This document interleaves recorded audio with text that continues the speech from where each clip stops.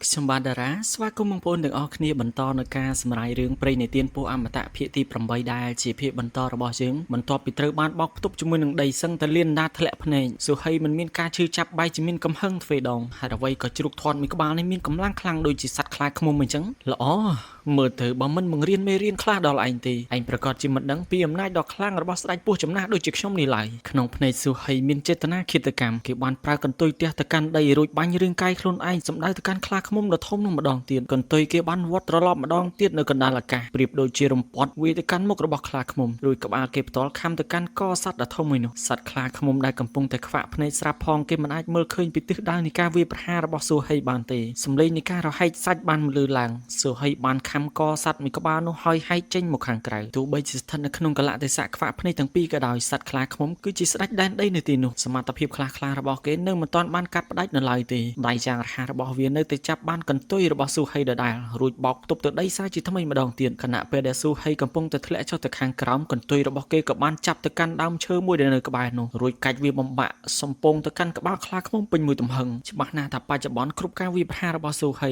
ខ្លាឃ្មុំខ្មៅមួយក្បាលនោះមិនអាចមើលឃើញបានឡើយដើមឈើដែលត្រូវបានកាត់ផ្ដាច់ជាពីរមានចម្រាំងដូចជាចម្រងនោះសំពងទៅកាន់ក្បាលខ្លាឃ្មុំខ្មៅវាមិនមានឱកាសដើម្បីតបតទេរាងកាយដ៏ធំរបស់វាបានដួលទៅដីសុហីមិនប្រងើយកន្តើយថែមពី3ដងទៀតនិងប្រើកន្ទុយដែលមានទ្រនងមុតស្រួយដូចជាដាវក្រវាត់ចេញទៅក្បាលដ៏ធំរបស់ខ្លាឃ្មុំបានដាច់ចេញពីខ្លួនហើយរងមីលនៅទីនោះឯងសមតែស្លាប់បែបនេះហ៊ានវាយខ្ញុំនេះគឺជាលើកទី1ហើយដែលជ្រូកហ៊ានវាយខ្ញុំបន្ទាប់ពីបានធ្វើបែបហ្នឹងរាងកាយដែលកំពុងតែហត់ខ្លាំងរបស់សុហីបានសាយភាយចេញនៅចំហាយក្តៅសីតុណ្ហភាពនៅក្នុងខ្លួនបានចុះត្រជាក់បន្តិចម្ដង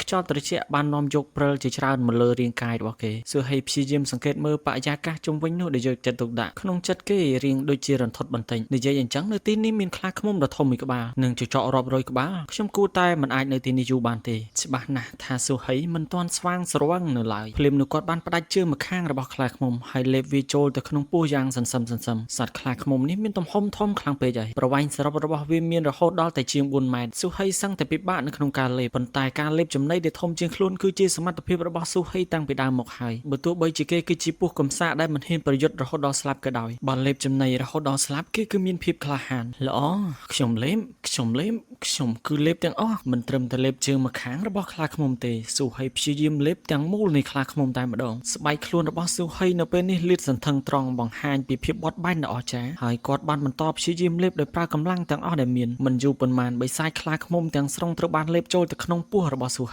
ហីបានឈានដល់ប្រវែងគួរឲ្យភ្ញាក់ផ្អើលមួយវាគឺមិនក្រោម4ម៉ែត្រនោះទេហើយរាងកាយទាំងមូលរបស់គាត់បានហើមដូចជាកូនភ្នំមួយប៉ោងដូចជាពេញប៉ោងទ្រនុងនៅកន្ទុយរបស់គាត់ឡើងត្រង់ដូចជាចម្រងនៅពេលនេះគាត់ហាក់ដូចជាគ្មានកម្លាំងសូម្បីតែបិទមាត់ផងភ្នែករបស់សុហីបានងងឹតចុះបន្តិចម្ដងនៅពេលនោះគេក៏បានដួលសន្លប់ទៅបន្ទាប់ពីសុហីធ្លាក់ចូលទៅក្នុងភាពសន្លប់ចង្ក្រាននាគបុរាណថៃស៊ូត្រូវបានដំណើរការដោយស្វ័យប្រវត្តិដោយបានបឺតយកសាច់ខ្លាឃ្មុំចូលទៅក្នុងវាហើយកែលម្អយ៉ាងរហ័សរលកនៃធម្មពលក្តៅនិងឈាមបានហូរចូលទៅក្នុងសាច់ដុំនិងឆ្អឹងរបស់សុហីធ្វើឲ្យគាត់បានភ្ញាក់ឡើងវិញសុហីបានបើកភ្នែកឃើញទិដ្ឋភាពដែលនៅចំពោះមុខគាត់យ៉ាងច្បាស់ក្បាលរបស់គាត់លេងវិលទីរៃខ្លួនរបស់គាត់ក៏លេងក្តៅដែរសម្លឹងមើលជុំវិញខ្លួនសុហីក៏បានសួរដោយឆ្ងល់តើនេះគឺជាកន្លែងណាហេតុអ្វីបានជាខ្ញុំចេញមកខាងក្រៅអញ្ចឹងគាត់ក៏ពិតជាភ័យណាស់នៅពេលនេះព្យាយាមរត់ចូលទៅក្នុងល្អាងរួចលួចសម្លឹងមើលមកខាងក្រៅវិញវាក៏អស់រយៈពេល7 ខែទៅហើយដែលគាត់លាក់ខ្លួននៅទីនេះពីព្រោះគាត់បានដឹងពីវត្តមាននៃវងចចកនៅខាងក្រៅជាមួយនឹងសត្វខ្លាឃ្មុំខ្មៅដ៏ធំកម្រិតទី1ផ្កាយ3កំពូលការលូនចេញបិញមិញរបស់គាត់មានអារម្មណ៍ថាពិបាកខ្លាំងសុហីក៏បានសម្លឹងទៅកាន់រាងកាយរបស់ខ្លួនឯងភាពភ្ញាក់ផ្អើលក៏បានកើតមាននៅក្នុងភ្នែកម្ដេចក៏ខ្លួនរបស់ខ្ញុំប៉ោងហើយមានប្រវែងរហូតដល់តែជាង4ម៉ែត្រអញ្ចឹងព្យាយាមក្រវីក្បាលពី3ដងគេមានអារម្មណ៍ថាក្បាលរបស់ខ្លួនដូចជាត្រូវបានវាយដំជាមួយនឹងញញួរតើមានអ្វីកើតឡើងនៅពេលនេះមិនយូរប៉ុន្មានគាត់ក៏បានចងចាំនៅរឿងទាំងអស់នោះត្រឡប់មកវិញគាត់ចាំបានថាគាត់បានផឹកស្រាយ៉ាងច្រើនរួចចេញមកខាងក្រៅស៊ីសត្វទន្សាយជាមួយនឹងជ្រូកដ៏ធំមួយក្បាលក្នុងចិត្តរបស់គាត់ចាប់ផ្ដើមបង្កើតឡើងនូវរូបភាពស្រមើស្រមៃជាច្រើនតើវាអាចទៅរួចដោយរបៀបណានៅលើវាលតកកនិងព្រិលតើអាចមានសត្វជ្រូកដោយរបៀបណាហើយចោះសត្វទន្សាយមករស់នៅលើតកកនេះបានដោយរបៀបណាដែរទៅក្នុងបេះដូងរបស់គេប្រៀបដូចជាត្រូវបានរន្ទះបាញ់សត្វទន្សាយទាំងអស់នោះមិនមែ មែនជាទន្សាយទេវាគឺជាចចកបើអញ្ចឹងមែននោះចោះជ្រូកមួយក្បាលដែលធាត់នោះវិញគឺជាអ្វីទៅភាពរន្ធត់បានកើតមាននៅក្នុងបេះដូងរបស់ស៊ូហីគេមិនហ៊ានស្រមៃឡើយថាសត្វដែលគេបានលេបអំបញ្ញមិញនេះគឺជាសត្វខ្លាឃ្មុំអារម្មណ៍ជូរចត់បានកើតឡើងខ្លាំងឡើងទឹកមុខរបស់គេប្រែទៅជាស្លេកស្លាំងនៅក្នុងពេលមួយរំពេញសត្វខ្លាឃ្មុំវិញ្ញាណស្ថិតនៅក្នុងកម្រិតទី1ផ្កាយ3កំពូលអាចធ្វើការវាយប្រហារផ្ទះមនុស្សដែលមកពីនិកាយចាប់ពោះត្រឹមតែមួយដៃអាចធ្វើឲ្យមនុស្សទាំងអស់នឹងស្លាប់ក្នុងមួយរំពេញមិននឹកស្មានថាបាយជាត្រូវបានលេបចូលទៅក្នុងពោះដោយខ្លួនគេសោះបើទោះបីជាដេកយល់សព1លានដងក៏ស៊ូហីមិនហ៊ានមានចេតនាចង់សម្លាប់ខ្លាឃ្មុំមួយក្បាលនោះដែរតែនៅពេលស្រវឹងគេបាយជាហ៊ានធ្វើនៅរឿងទាំងអស់នេះគ្រោះថ្នាក់ខ្លាំងណាស់គ្រោះថ្នាក់ពេកហើយស៊ូហីនៅតែបន្តមានការភ័យខ្លាចមួយរយៈគាត់បានសន្យាជាមួយនឹងខ្លួនឯងនាពេលអនាគតនឹងមិនផឹកស្រាទៀតទេបើចង់បន្ទោសបងគួរតែបន្ទោសមនុស្សទាំងអស់នោះទៅមនុស្សទាំងអស់នោះដែលធ្វើឲ្យខ្ញុំផឹកស្រាស៊ូហីបានអោន3ដងធ្វើការគោរពទៅកាន់ក្បាលខ្លាឃ្មុំនៅចំពោះមុខគេថែមទាំងបានជូនពរដល់ខ្លាឃ្មុំមួយក្បាលនោះឲ្យបានចាប់ជាតិក្រោយខ្លាយទៅជាមនុស្សដោយសារតែដឹងកន្លែងនឹងមិនអាចនៅយូរស៊ូហីបានប្រមូលសាកសពសត្វចចកបូករួមជាមួយនឹងក្បាលខ្លាឃ្មុំដែលគេបានកាត់ផ្ដាច់នៅក្នុងអំឡុងពេលប្រយុទ្ធហើយក៏បានចង់អូសរបស់ទាំងអស់នឹងចាក់ចេញពីទីនោះចលនារបស់ស៊ូហីធ្វើបានដោយពិបាកឆ្អឹងជំនីរបស់គេក៏បានបាក់ជាច្រើនកង់នៃការបោកផ្ទប់របស់សត្វខ្លាឃ្មុំមិនយូរប៉ុន្មានគេក៏បានប្រទះជាមួយនឹងលាអាងមួយលាអាងនោះក៏ពិតជាស័ក្តិសមនៅក្នុងការរស់នៅខាងក្រៅតូចប៉ុន្តែចូលទៅខាងក្នុងវាក៏ពិតមានទំហំដ៏ធំថែមទាំងមានស្រះទឹកដ៏ធំល្វឹងល្វើយនៅពីក្នុងនោះទៀតផងពាក់កណ្ដាលនៃស្រះទឹកបានកកប្រែខ្លាយទៅជាទឹកកកស៊ូហីបានហែលចូលទៅក្នុងនឹងរួចឆ្លងទៅកាន់ត្រីម្ខាងទៀតក៏នៅតែមានលាអាងមួយដែលគួរឲ្យចង់រស់នៅពីថ្ងៃក្រោយមកកន្លែងដែលបានកើតហេតុមានមនុស្សជាច្រើនបានទៅដល់ទីនោះក្នុងចំណោមនឹងក៏មានមនុស្សមកពីសាលាក្រុងឈិនជៀនដែរលើសពីនោះទៅទៀតនៅក្នុងចំណោមវងមនុស្សទាំងអស់នោះក៏មានវត្តមានចៅវិនជូដូចគ្នាគេបានលុតជង្គង់ស្រែកត្រហោយំនៅទីនោះមើលទៅគេហាក់ដូចជាពូកែសម្ដែងខ្លាំងណាស់នៅក្បែរគាត់មានស្ត្រីម្នាក់ស្លៀកពាក់ឈុតតាវពណ៌ក្រហមទឹកមុខនាងហាក់ដូចជាកំពុងតែងឿងឆ្ងល់លបងជូលបងបាននិយាយថានៅទីនេះមានសត្វខ្លាឃ្មុំមួយក្បាលកម្រិតទី1ផ្កាយ3កំពូលមែនទេចៅវិនជូក៏បានងក់ក្បាលមិនយូរប៉ុន្មានពួកគេក៏ស្រាប់តែបានស្វែងរកឃើញសាកសពមួយចំហៀងរបស់ទីងហៃថង់ផ្ទុករបស់គេត្រូវបានបំផ្លាញហើយអ្វីៗទាំងអស់ដែលនៅក្នុងថង់ផ្ទុកក៏បានបាត់មានតែកែវភ្នែកមួយគូដែលកំពុងតែបើកពោពេញទៅដោយការខកចិត្តហាក់ដូចជាកំពុងតែសម្លឹងទៅកាន់ចៅវិនជូយ៉ាងដូចនោះដែរបើយើងក្រឡេកមកមើលស៊ូហីនៅក្នុងលាអាងនៅពេលនេះវិញគេនៅតែបន្តធ្វើការដាំដុះនៅឡើយរាងកាយរបស់ខ្លាឃ្មុំខ្មៅដែលគេបានលេបចូលកាលពីពេលមុននៅតែកំពុងរលាយនៅក្នុងឆ្នាំងនាគបុរាណថៃស៊ូតាមពិតកម្រិតនៃការដាំដុះរបស់ស៊ូហីបំរុងនឹងទម្លុះចូលទៅកាន់កម្រិតទី1ផ្កាយ3តាំងពីគេបានលេបយកស្នូលបិសាចត្រីយ៉ាមកម្លេះឥឡូវនេះបន្ទាប់ពីគេទទួលបានសាច់និងឈាមរបស់ខ្លាឃ្មុំខ្មៅកម្លាំងឈីដែលមិនចេះចាប់មិនចេះហើយត្រូវបានស្រូបចូលទៅក្នុងចង្ក្រានថៃស៊ូនិងរំលាយត្រឡប់មកវិញចូលទៅក្នុងគ្រប់សរសៃរបស់ស៊ូហីសំឡេងនៃការហូរចូលនោះប្រៀបដូចជាផ្គរលាន់រាងកាយទាំងមូលរបស់ស៊ូហីមានការផ្លាស់ប្ដូរស្រកាចាស់បានជ្រុះអស់បង្កើតឡើងទៅជាស្រកាថ្មីបំផ្ទុះនៃធម្មពលពីរបីដងបានផ្ទុះចេញពីរាងកាយរបស់គេពន្លឺពណ៌មាសបានបំភ្លឺក្នុងលាអាងនោះទាំងមូលនៅពេលនេះស៊ូហីបានទម្លុះចូលទៅកាន់ផ្កាយ3នៃកម្រិតទី1ហើ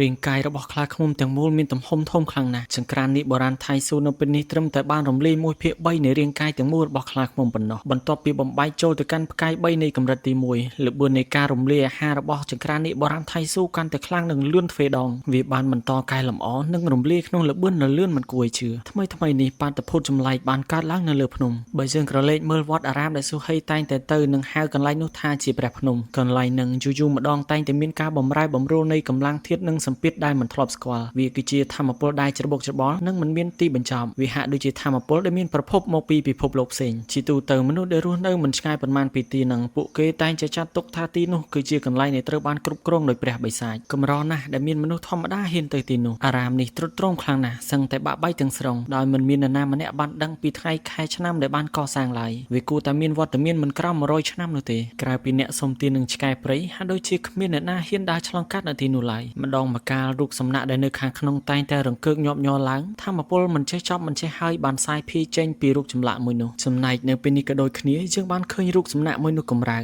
រួចមានដង្ហើមខ្លះបានដកចេញពីរូបសំណាកនឹងទៀតផងបន្ទាប់ពី200ឆ្នាំបានកន្លងផុតទៅទីបំផុតខ្ញុំបានភ្ញាក់ឡើងហើយវាក៏គួរតែដល់ពេលដែលត្រូវរករូបកាយថ្មីហើយជាអកុសលរូបកាយដែលខ្ញុំបំរុងនឹងចាប់យកទៅហើយបែរជាត្រូវបានទាញយកទៅដោយសត្វពស់តូចមួយក្បាលនោះសត្វពស់តូចមួយក្បាលនេះអាចចាត់ទុកថាជាសិស្សរបស់ខ្ញុំពាក់កណ្ដាលដែរបើសិនជាគេត្រឡប់មកម្ដងទៀតខ្ញុំប្រកាសជាប្រដៅគេនៅមេរៀនមួយជាមិនខាន3ខែក្រោយបានកន្លងផុតទៅដោយមិនដឹងខ្លួនរដូវរងាបានកន្លងផុតទៅដូចគ្នានីតិខៈរដូវគឺជារដូវដែលល្អបំផុតសម្រាប់រុក្ខជាតិដែលត្រូវលូតលាស់សាយជាថ្មីម្ដងទៀតទឹកកកនិងព្រិលក៏បានរលាយប្រែក្លាយទៅជាទឹកចំណែកការដាំដុះរបស់ស៊ូហីក្នុងរយៈពេល3ខែនេះគេក៏ពិតជាបានរីកចម្រើនច្រើនខ្លាំងណាស់ជាមួយនឹងរាងកាយដ៏ធំរបស់ខ្លាឃ្មុំកម្រិតទី1ផ្ ផ្កាយ3កំពូលនិងស្នូលបិសាចរបស់វានោះបានធ្វើឲ្យពពកកម្លាំងធាតុដែលនៅក្នុងចង្ក្រានបុរាណថៃស៊ូកើនឡើងពី 1% រហូតដល់ 80% ទៀតទៅហើយដែលបញ្ជាក់ថាស៊ូហីនៅមិនឆ្ងាយពីកម្រិតទី1នៃផ្កាយ4ឡើយនៅពេលនេះអារម្មណ៍ខាងវិញ្ញាណរបស់ស៊ូហីអាចសាយភាយបានរហូតដល់ទៅ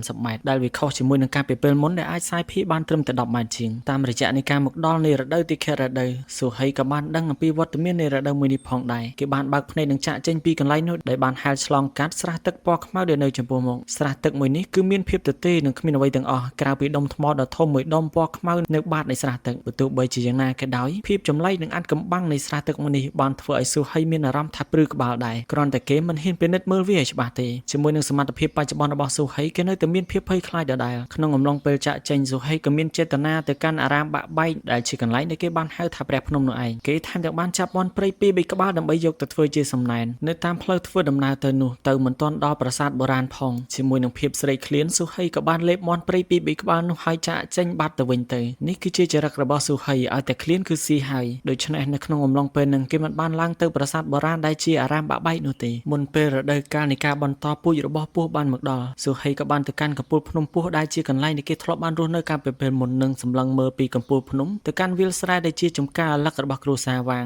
ដោយគេបានឃើញត្រឹមតែវត្តមានរបស់វាងសៀវនីវនិងមិនមានវត្តមានវាងដានីវទៀតទេមានតែភ្នោដែលមានឈ្មោះថាវាងដានីវដ៏ឯកានៅទីនោះវាងសៀវនីវនៅពេលនេះបានធំជាងមុនបន្តិចហើយបើប្រៀបធៀបកាលពីឆ្នាំមុនតាមរយៈការសាយភាយនៃអារម្មណ៍ខាងវិញ្ញាណរបស់ស៊ូហីចម្ងាយ30 ម៉ែត្រពីខ្លួនរបស់គេមានពស់ជាង200ក្បាលបានមកដល់ទៅហើយជ្រលងពស់10000គឺជាកន្លែងដែលស៊ូហីតែងតែមកទីនេះជារៀងរាល់ឆ្នាំនៅក្នុងអំឡុងពេលរដូវនៃការបង្កាត់ពូជរបស់សត្វពស់គេក៏មិនដឹងថាខ្លួនឯងមកទីនេះដោយសារអ្វីដែរគ្រាន់តែដឹងត្រឹមថារដូវមួយនេះគេមានអារម្មណ៍ថាខ្លួនគេត្រូវបានតាក់ទាញមកទីនេះស៊ូហីមិនខ្វល់ហើយគេក៏មិនចាប់អារម្មណ៍ច្រើនដែរដោយគេបានគិតថាប្រហែលដោយសារតែគេគឺជាសត្វព